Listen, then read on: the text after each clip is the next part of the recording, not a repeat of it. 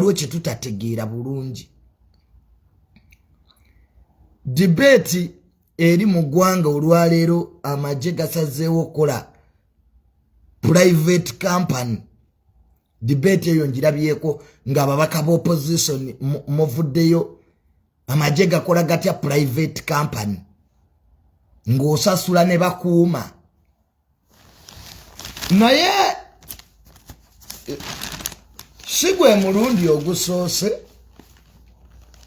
ng'amagye g'eggwanga gayingidde ebyobusuubuzi. Jjukira amagye ga Uganda gali mu engineering department namba sebo ba engineer n'ebizimbe bazimba UPDF. UPDF eri mu construction ezimbira ddala. Manyiba MP mbalabyeko nga muga lwaki ate amagye gakoze private company. Government starts private security company. Saba amagye ga Uganda gakola n'amazzi ag'okunywa bottled water. UPDF egiina. Amagye ga Uganda galima farming balimi ddala basirikale abo.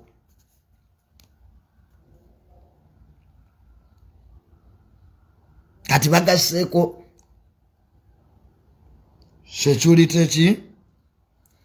Amagye galina element ya business, the business wing of the military gajiina. So ba veteran oba abaali baawummula amagye be bajja okukola mu kampuni eno wadde ababaka b'opposition ekintu kino mukisimbidde kuuli mbu obumenyi bw'amateeka bujja kweyongera. Ba veteran babadde bangi kati gavumenti kekole security company bakole omwo.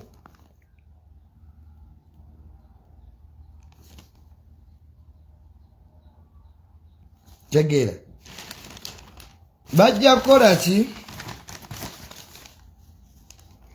VIP kuuma ba VIP okuuma ebizimbe bya gavumenti. Kale amagye ke tugasabire engeri gye gataddewo private company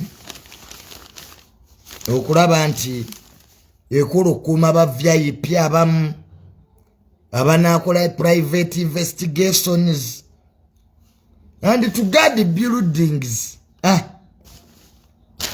Byebyo ebiva mu magye g'eggwanga. Era mbadde ndaba omwogezi w'amagye General Kulaije ng'ekintu ekyo akinnyonnyodde bulungi. Ebintu by'amagye kambiveeko nkwate ebirala. Omanyi bwe tuba twogera ku magye twogera bitono.